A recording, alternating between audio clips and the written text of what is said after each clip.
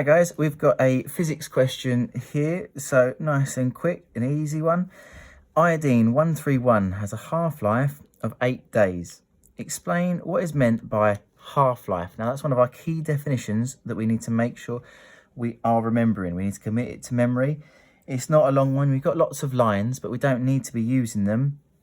Remember, half-life is a measure of time, so it's the time taken for half of the sample to decay.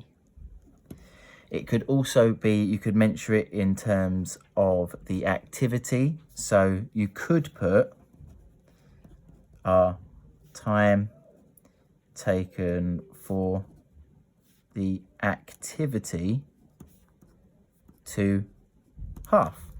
Either of those are acceptable. Okay, so I've got two different versions of an answer there in the space that they've given me. So you can have it in that one line. It doesn't have to fill up the whole space. The marks that you're going to get, the first part is for identifying that there's a time, and the second half is for what it is that's halving.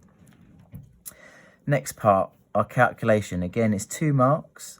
All right, a sample of radioactive material contains 10 grams of iodine 131.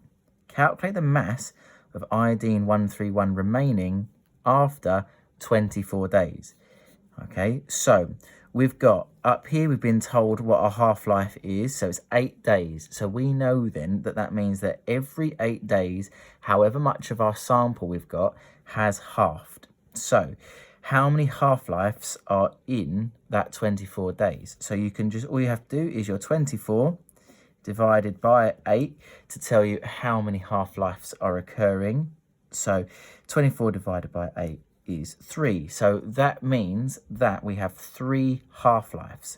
So from our 10, we divide that by 2, and that's 5, and that is our first half-life. Our second half-life, we're going to have our 5 divided by 2, which is 2.5, and then for our third half-life, we half that again, so 2.5 divided by 2 gives me 1.25, and that's how much we have. So I'm going to have 1.25 grams left of my iodine 131. It's as simple as that. Okay, thank you for watching.